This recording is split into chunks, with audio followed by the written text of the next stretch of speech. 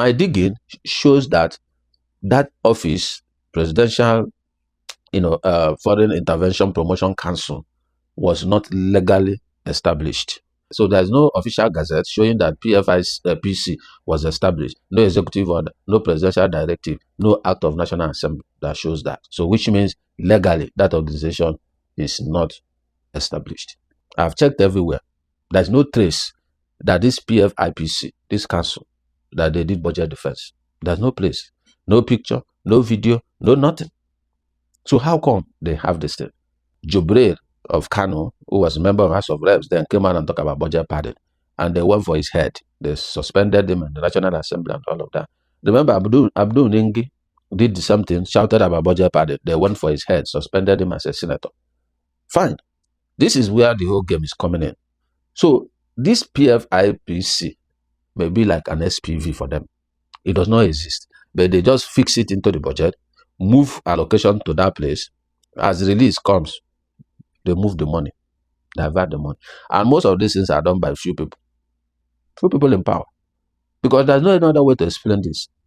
If these people are not legally established, how did they gain access to GIFMIS, to be captured in GIFMIS? If we go and get the archives from budget office to check during budget preparation, is there any organization like that that submitted their preliminary budget to the office of the budget office of the Federation? We may find there's none.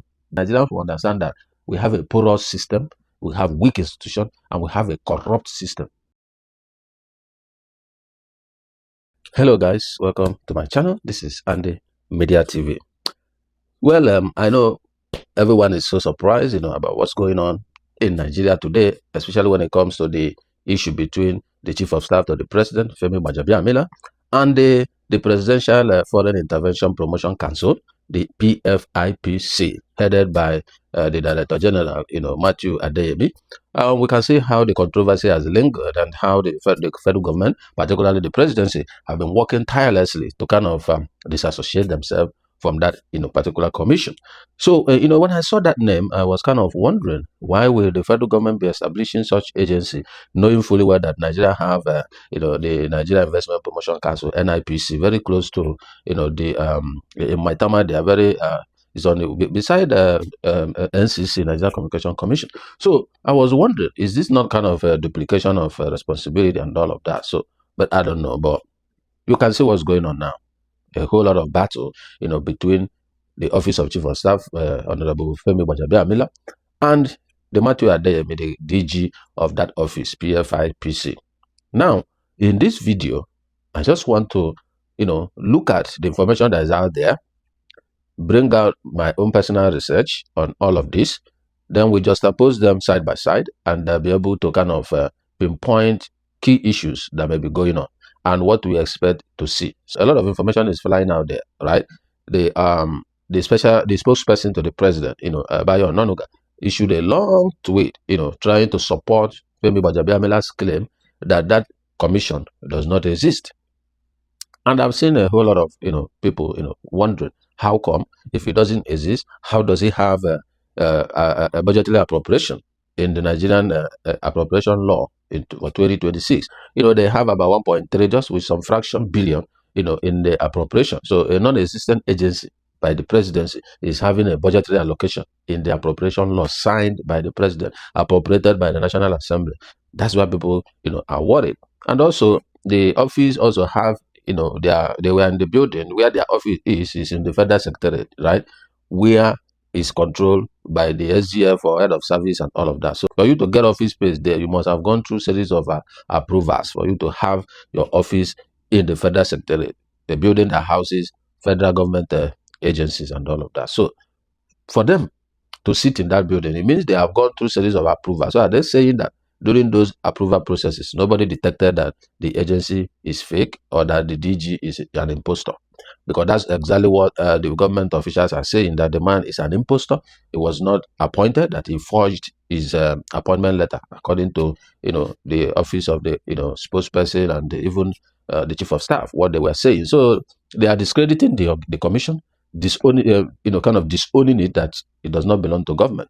So, but many people were worried, if this office does not belong to government, how come they are operating, inviting investors, inviting diplomats, even top government officials. So many saw pictures, flying everywhere on the internet. It's picture with even EFCC chairman, with the deputy speaker of National Assembly, and a whole lot of other people. So the Adeyemi, the DG has been claiming that this office is operating for over a year now.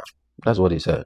And there was some summit that was held by him, invited business people, invited diplomats, trying to kind of woo people. And there's quite a whole lot we're going to discuss in this thing. Then I will just oppose it with the things I uncover on my own, and then we'll be able to, kind of wrap up the video. So before I delve into the full details of why I'm here this morning, guys, if you are new to this channel, please kindly like and share this video, and also subscribe to my channel and put on your notification bell so that when my next new video drop, the alert will just hit your phone. Bagam. That's it. And you key in and know what's going on. So now, let's look into the nitty-gritty of this case. Number one, I'll start with is the PFIPC legally established? That is the first question. Because when we understand the legality of the commission, then we can be able to follow other information. Well, according to the Office of the Chief of Staff, according to spokesperson to Mr. President Bayo Ononuga, they said that that office does not exist. That's what they said. But if I may ask, if they say it does not exist, is it really true or not true? Because when you say something does not exist, it means there's no trace of that thing. But at least there's a trace of this office, this commission, right? They have built office in the Federal Secretariat, so there's a trace of them. So I think their argument wouldn't have been that it does not exist. Their argument would have been that it's not legally established. I think that should be the argument. Because when you say it does not exist, that English is wrong, considering this current situation. Everybody knows where the office is, second floor of Federal Secretariat in Abuja, right? They know the DG, they know. So you can't say it does not exist. It exists. But the main issue here is that the guy, the DG heading that agency says they exist and they have our documentation. That's what he said. But as the matter is in court, all those things are going to come out, and then we'll know who is in the right position or not. But personally, my digging shows that that office, Presidential Foreign Intervention Promotion Council, was not legally established. For an agency of government to be established, it must go through some 4 channels. There's 4 avenues that such agency can be established. One, by an act of parliament, that is National Assembly passing a law. Just like if you check NAFDAC now, you will see the law establishing NAFDAC, right? If you check NAPTIP, this agency that is in charge of trafficking in person, you will see it was established by an act of parliament. That's 2 examples. Then that's number 1 channel. The second channel is through executive order. The president can sign executive order establishing that agency, so it can function as a legally established agency because it's presidential order. Another one is presidential directive. There are 2 different things. Presidential executive order is different from presidential directive. That is to say, president issuing a directive saying that such agency should be established for such purpose, right? Just like we saw in US, when President Trump was, campaigning, he said he's going to establish the DOGE, Department of Government Efficiency, right? When he came in, he did that. He gave he signed the executive order to establish that to run for a couple of period and then shut down. And that was it. So presidential directive can set up an agency, an arm of, government, especially this one that is attached to the presidency, right? For them to function for a particular purpose. And then when they finish that purpose, they may wind them up. So it depends on what the directive said. And then the other, part of it is going to be official gazette.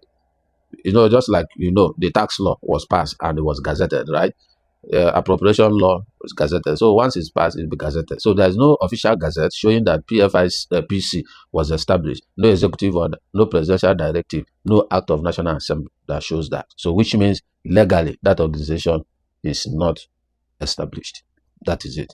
So does it work in line with what the government officials are saying? Yes, it's going towards what the federal government officials are saying. So it simply means that that organization was not legally established.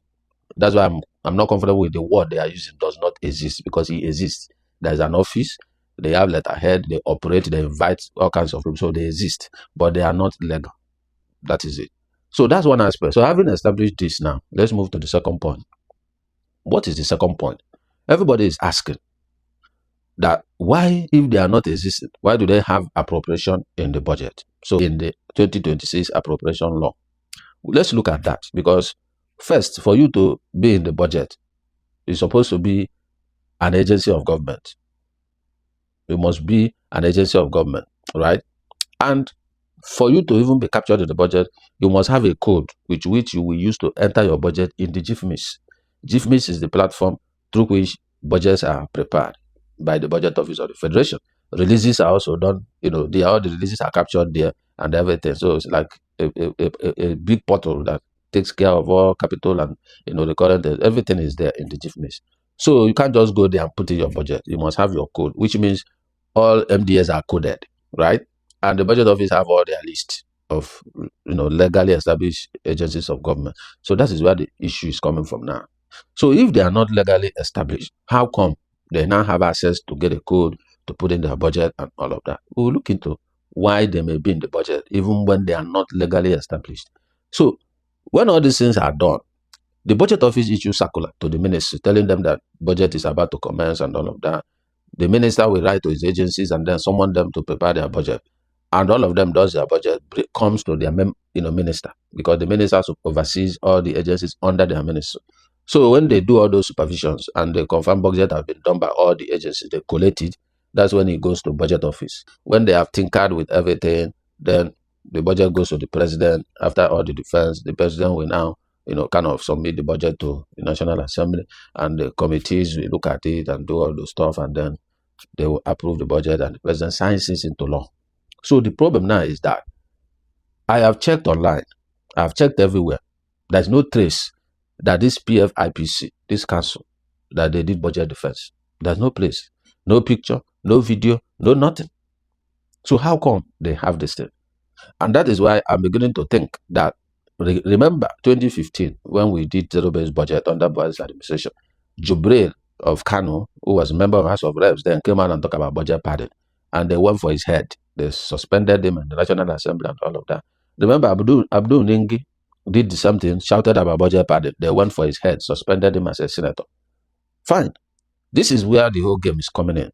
So this PFIPC seems like a budget padded during that period.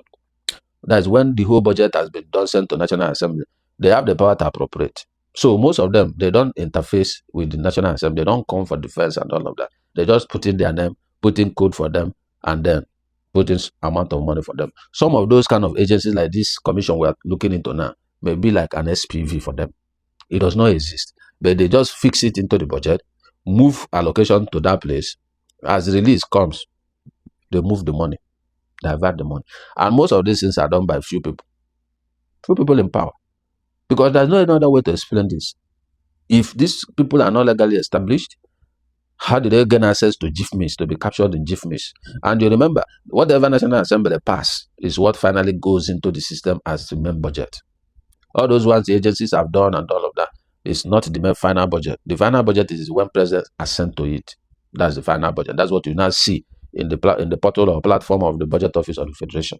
So now, if we go and get the archives from Budget Office to check during budget preparation, is there any organization like that that submitted their preliminary budget to the office of the Budget Office of the Federation? We may find there's none, probably.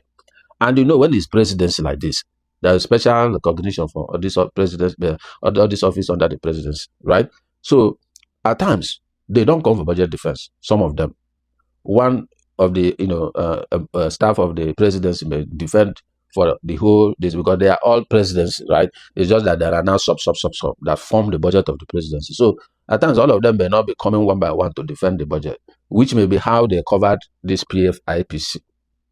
Unlike normal agencies, the DG will come defend their budget and all of that, or the PAMSEL if it's a minister and the minister. So, but in this case now, it looks like the budget, when the budget went to National Assembly, they inserted that people there and coded them. So, these things is not a job of one person. They have their team across board. They don't work alone. National Assembly cannot keep this in GIFMIS. So they must have people they are working with. And remember, even in Budget Office, they have representative across ministries. An officer of Budget Office oversees some ministries. So during budget, those MDAs will be reaching out to their representative in the Budget Office. So all these things are there.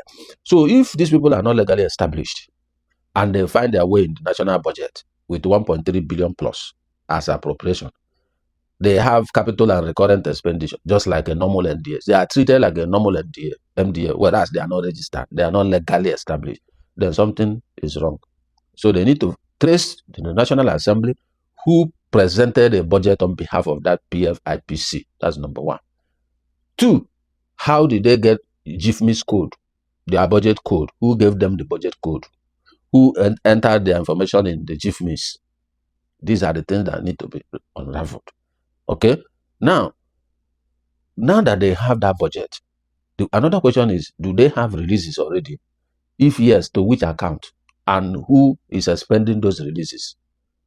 Because being in the budget is one, but getting the release is the second part, right? So if they are in the budget, have they ever received release for these past 7 months in this 2026 appropriation?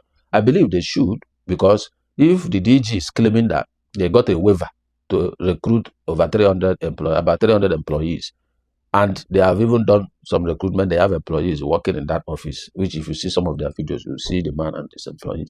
So the question is, how did they get that waiver?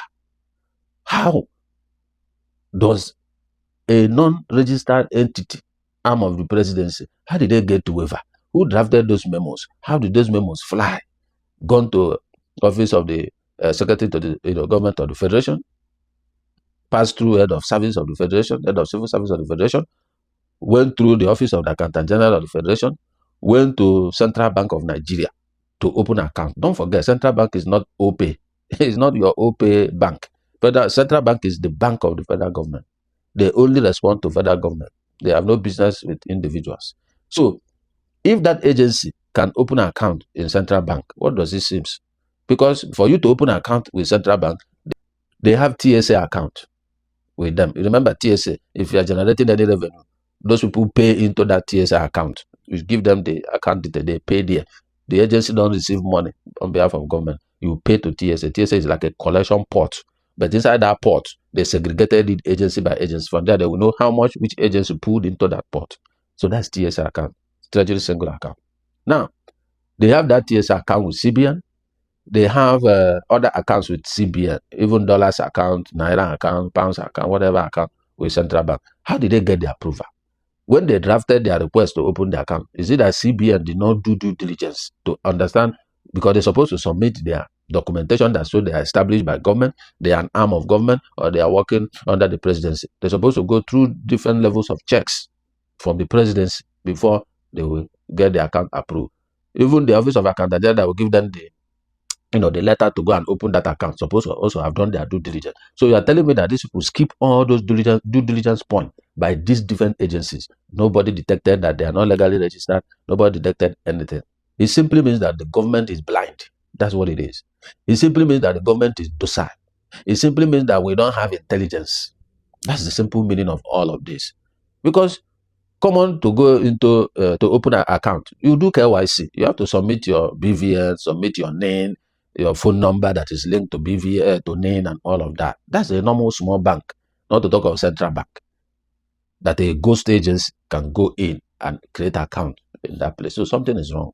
So it's either that the presidency is aware about this agency, they know about this agency, right? And they've turned a blind eye, knowing fully well there is an escape route for them. If anything happens, they just disown the agency. And when you check, you will see there's no legal document that establishes them. And they think it will just die like that. Because you can't tell me that they are not aware.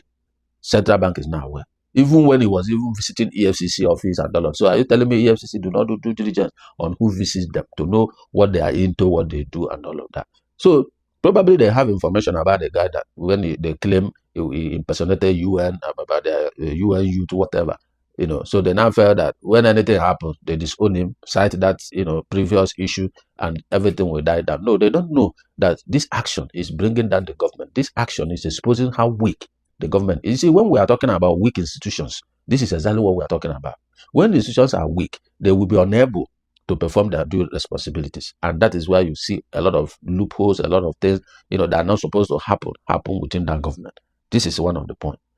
Again, the issue of having office at Federal Secretariat, you can't just wake up and have an office building in the Fed. I remember many people that even applied, government agencies, so they didn't get. Government agencies, they didn't. So this one obviously got because it's under the presidency. That's why they got that office space, in Federal Secretariat. So for you to even get, you have to apply. There are processes you go through. They, to cross-check who you are, what you do, this, and all of that before the approval will come. So SGF is now aware, head of service is now aware that they are not a legally established agency, and they approve for him to have office at the Federal Secretariat. So the question, who approved that office for them? So a lot of people is going into this whole crisis. So who did the approval? That is the point. So they need to find out, because if any director approved it, he must have gotten clearance from the head of service. Yes. So there's a department that's responsible for all of that. But you have to memo the letter to head of service. Head of service will give approval. It comes back to the director. The director will now issue you letter. You have office address in so floor, so room number, blah blah blah, and that's it. So when I've looked at so many things I've checked through, right? The question I'm asking is the federal government right by saying that they don't exist? In as much as I say I don't like the word does not exist, I like the word they are not legally established. That is the correct term. The federal government is right by saying so. Then is the DG Adeyemi also right in what he's saying? Yes, he too is also right. How? Do they have office in the Federal Secretariat, second floor? Yes, they do. Do they appear in the budget? Yes, they appear. Do they invite people, ambassador, diplomats, and all of that? Yes, they do. Videos are there, right? Him doing his job. Then, as he interfaces with top government agencies and other, you saw the pictures with EFCC, National Assembly, the Deputy Speaker of the House of Reps. We saw those things. So evidences are there that what the man is saying is not a lie as well. So the bone of contention will now be, does the government intentionally turn the blind eye for these guys to be operating, knowing fully well that they are not legally established? So another question is, they need to find out who inserted them in the budget. Because at times, they create these SPVs. They know it's not legal, right? They keep them there, use them to be mopping up, funding and resources, preparing for another election, using that to enrich themselves. Allocation goes in there, the allocation disappears. If you check their capital budget, what is there? Training. There's no major capital project for them. And they even apply to, establish offices in the 36 states, right? To establish offices. They got the approval, according to what the man was saying. So when you look at that, you will understand that truly something is, really going on in this whole, matter between the government and the man. But the bone of contention again is that the man was claiming, the DG was claiming that for him to even get the job, they took 400 million from him. That's an allegation. And then he said he paid 400 million, and there's another 200 million they're asking him to pay. That's where they fell apart. And then he claimed that the takeoff grant of about 2.7 billion or thereabout, that the chief of staff was asking him that he has to pay 48% of that money to them. So you can see the business, the deals. All these are allegations, which I believe when they get to court, he will prove it. But he said that one of the key witnesses is the person that they killed in hotel fire, that died in hotel fire, which he said that's foul play, and demand and coroner inquest and all of that to ascertain why and how and all those stuff. So that one is there. But the what the chief of staff office is saying continuously is that they don't exist. But in terms of that, allegation of collecting money and all of that, I've not seen or heard him, dispute that or, say something about that. They just kept quiet or silent on that. Those monies are not paid through bank transfers. It's cash. And the money will be paid either in dollars or in pounds. That's because when you pay in pounds or dollars, that 400 million, you just put the money in envelope, small envelope, give them some thousands of dollars, and everything is done. And I think if you do more digging, because I'm trying to underscore the reason why the presidency turned blind eye. This guy was operating for over a year until now. So it's allegation. There may be some point in it, but it's left for him to prove it. It's left for him to, provide evidences that he paid 400 million to get the position, and that he's still owing 200 million, which they are, trying to, according to him, he was trying to be assassinated the other time. They took all his phones and blah, blah, blah. So all those ones are there by the side. So, but now, many citizens have been asking all kinds of questions, and I don't blame the citizens because it's so strange, for this kind of stuff to be happening. Very, very strange that an agency of government that, that is not established by law of any kind, that, has no government link and all of that, has a government website.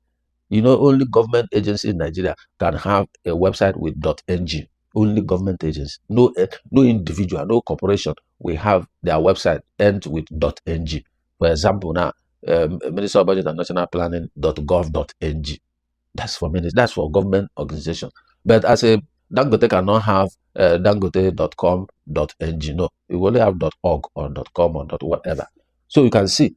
So how did he use that name? Use government, website domain to create their website. So when you look at so many things, it's a pointer that the truth is not really coming out yet. The government is not coming out there to tell Nigerians the truth, which they will never tell Nigerians, right?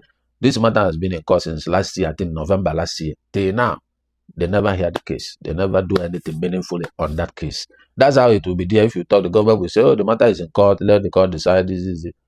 Before you know it, election will come now. People will forget about this issue. And they die like that nationally. They may even settle the guy, travel out of the country and go and enjoy his life. So you see, government, there are a lot of secrecy in government. That is why Nigerians should be looking for somebody that is transparent.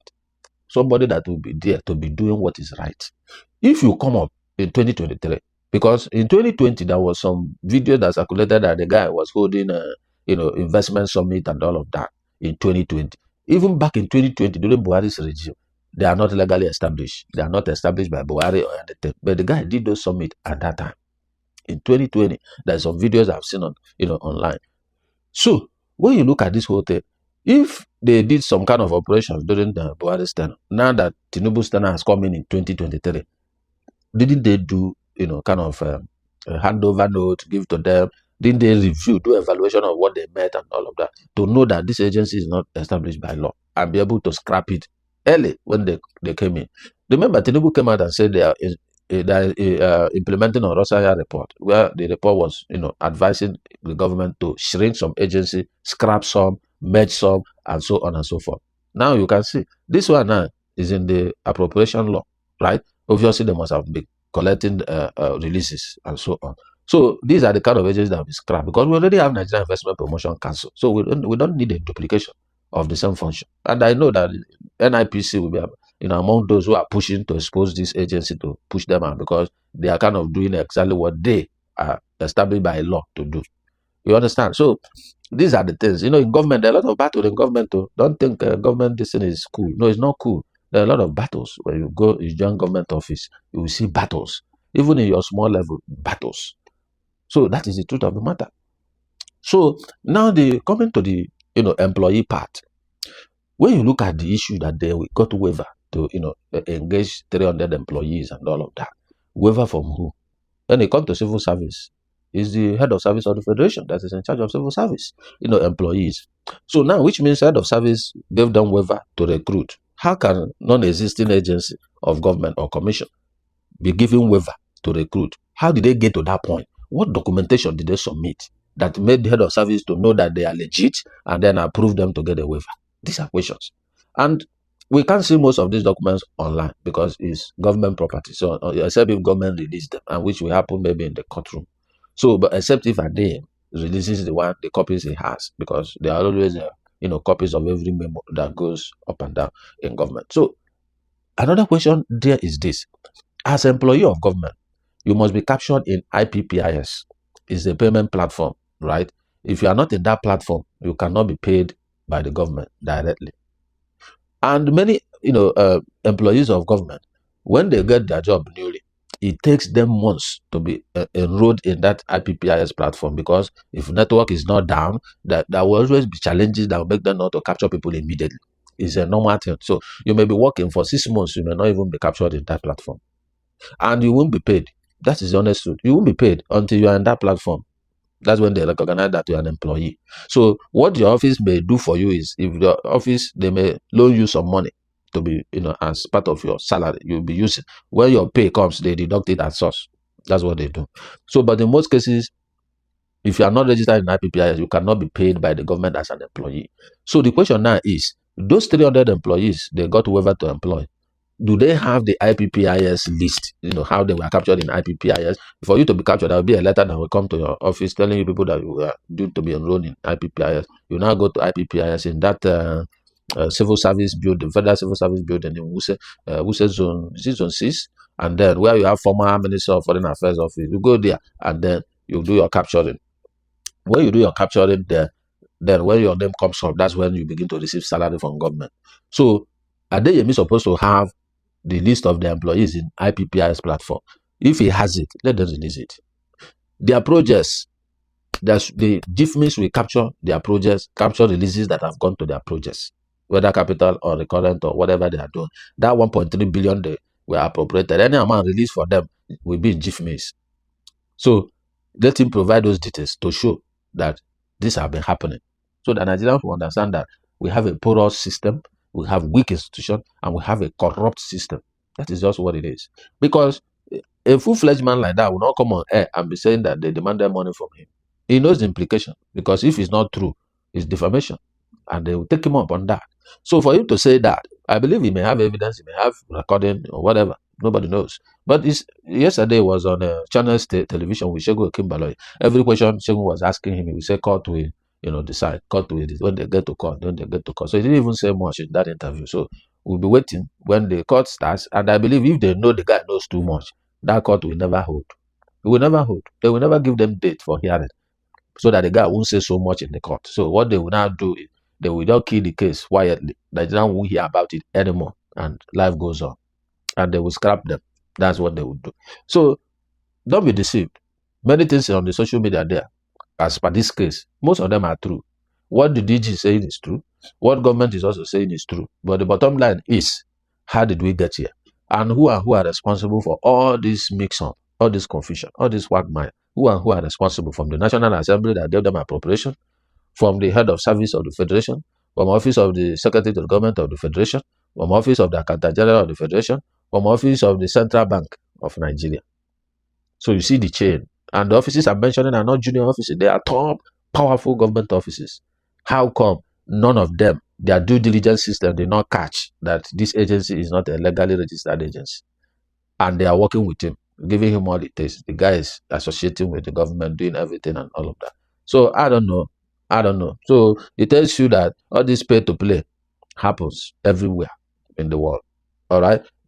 Pay us this, we put you here. It happens even in Nigeria. They sell jobs. You go to Federal Civil Service Commission. Is it new? It's not new. They had here the National Assembly here with that is in charge of equity, ensuring equity, for federal character. You heard what they are saying, how they are selling jobs. You had it. You had them. So government agencies, they do that. They sell jobs. You pay. So it's not hidden. We had the hearing in National Assembly, how they are exposing themselves. Civil Service of the Federation, same thing. So we had all this. So it's not new if they ask you to bring money to get that position and all of that. It's not new. It happens. And that is the situation we find ourselves. It happens and nobody does anything. So this guy, how did this issue come out? That is another bone of contention to unravel. How? So obviously, maybe the guy couldn't afford the 200 million. And then they have threatened him and all of that. Then he came out publicly and began to raise concern. Because from what I'm seeing, it is the federal government that is in the defensive. That's what it is. Because they are the ones who are coming to say that the office does not exist. So they are in the defensive. So obviously, they have held the guy to the neck to press him. And then the guy decided to, speak up so that people will know what is going on, basically. So it is what it is. So, but you can see how terrible our system is. That is the reason why every Nigerian should, by now, as far as you are 18 years of age, have voter's card. Let me tell you why this whole thing happens. When you have politicians or leaders who are in government positions, who do pay to play, who trade positions, who use their office, that's what is called corruption. Corruption is not only about stealing money in government. When you use your office to your personal advantage, it is corruption. So all these people that use their office to their personal advantage, filling every part of government paraphernalia, you can't change the system. As far as those people are saying there, you cannot change the system. And when the president himself, who is heading this whole, system, is not a distinguished person, a man of integrity, a man who cannot get involved in all this kind of, something, then it becomes worse. Because you can't, curtail this whole thing when you are part of it. That is why you people need Nigerians. We need somebody who we can vouch for his integrity, who we can at least, nobody can be 100%, but somebody that is 80, 90 to 90 something percent of integrity, we can vouch for it. I've never seen any aspirant who is saying, if you find this, I will stop campaigning. If you find that, I will no more have ambition for anything. I've not seen anybody except P2B who can beat his chest to tell you, scrutinize me, check me in and out. If you find me wanting, bring it out. I will stop this ambition. I've not seen anyone. No presidential person have said that. And they have been consistent. So when you people don't get people of integrity and put them in different positions of government, you will continue to see this same system. You see, what goes down during appropriation of budget, if you people know what goes down, you wouldn't even have anything to say. Because a lot goes down during appropriation. When you hear budget padding, it's real. It happened. 2015, it happened. Jubril, whistle then was true. It happened. That's the honest truth. It happened. And the padding is simply that MDS have submitted their budget. When it now gets to National Assembly, instead of approving what MDS has done or questioning them, making correction, them in the National Assembly will take their own constituency project, insert them in different MDS budget. That's why you will see Ministry of Health. You will now be seeing purchase of Keke Napep, community empowerment, the construction of stadium, construction of market. What does it have to do with Ministry of Health? They are insertions. And that's how these people's budgets were also inserted. They did not go through appropriation. Otherwise, there would have been pictures, there would have been videos, during those defense. It's not there. Everywhere on the net, you can't find anything. So, that means their budget was inserted. By who? That is the question. So, National Assembly too, you remember, they are rubber stamp. They are in the pocket of the presidency. So, anything presidency wants, they do it. That's what they do. And there's no debating about that. We have seen it for the past 3 years. So it's quite unfortunate that as a 18-year-old citizen of Nigeria living in Nigeria, go and get your voter's card. Go and prepare yourself. If you guys don't do the needful in 2027, you will even see worse than this. That is the honest truth. So you need to put people who will be transparent to you, accountable to you, carry you along in whatever they do. So you can't just come as chief of staff, come as spokesperson to tell us the agency does not exist, and that is the end. I don't get it. You didn't explain to us how they got the budget, how they got into the appropriation law. You did not explain to us how they got waiver to employ people when they are not existing. You didn't tell us how they got office building in the federal secretariat. You didn't. A lot of things they didn't tell us. They just told us they don't exist with a long pistol that doesn't, make any meaning. Wasted my time reading all those things. But there's no critical information other than disowning Adeyemi and the agents and the commission. That's what Bayo Ononuga did in his tweet. So a lot need to be uncovered. So Adeyemi Matthew, if you really want to press this case and expose the rot in government, we need you to provide your GIFMIS, capturing what you captured in GIFMIS. You need to tell us how you got the code to enter your information, the information of the commission in GIFMIS. You need to present, just block the names of the people, present the IPPIS, pay this list of your agents to prove that you have access to IPPIS, your employees are there and they receive pay. You show us releases that you got from the 1.3 billion that you received. If you have evidence of how the chief of staff demanded 48% of your 2.7 billion takeoff grant, provide the same evidence on the 400 million you said you paid and the 200 million that's demanded for you. These are kind of information. When you put it out there, then I know the matter is in court, but you really need to also prove some of the things you have been saying. We have seen some you have said are true in terms of office building, in terms of you have employees, in terms of having an account with CBN and all of that. We have seen them to be true. So we now want to find out how you were able to do all these things when you are not legally established as a government agency under the presidency. That's how you will help Nigerians to unravel the rot in the system. You see what goes on in NNPC. That's why NNPC can never have a balanced statement, financial statement. They can never, because that place has been a hub of corruption right from time. Nigerians knows that. Most cases, it has been alleged many times that most of the elections are funded from there. You can hear the DG there, Melekian, the scrap subsidy 2023. You will see here under recovery. It was all kinds of stupid names just to justify the money that is missing from that place. So it's quite pathetic when we see all these things happen and they take Nigerians for a fool because they just come and say one stupid thing to Nigerians and think Nigerians will buy it and go and sleep. No, People are educated. People have a lot of softwares now. There's a lot of AI you can even use to do all kinds of research you want to do. Information is out there. This is Gen Z period. You can't just come and tell us the institution does not exist and everybody will clap and tell you people kudos, kudos. No. Many things went down and we want to know how it went down. That's the point we are making here. So it is what it is, guys. And I think we're going to see how things unfold and wait for Adeyemi when they have the court hearing, if they will ever have it. And then we'll hear what he's going to say concerning all of this. And then we take it from there. But to be honest with you, this is really a crazy situation. That is the truth. Government is right. They are not established by any law or any directive from presidency or any executive order or any gazette. They are right. Then, does the guy have an account with CBN? Yes. Does the office have employees? Yes. Were they headquartered in a federal secretariat in Abuja, second floor? Yes. Did they receive waiver? Yes, because we saw employees. Because there are employees there. He's not working alone. He have people working with him. Are they not paid? They are paid. So, are they in the budget? Yes, they are. So you can say a lot of things the guy also said are true. So we need the government to open up to Nigerians and tell Nigerians the whole truth concerning this whole thing, which I know they will not do. Rather, they will forget about this whole issue. They know Nigerians, 1 week, 2 weeks, it dies. Everybody move on. That's what will happen. So guys, whatever you think, put it in the comment section. We'll continue to talk and debate on issues concerning our country. So everybody shine your eye. January is presidential election. February is gubernatorial election and all of that.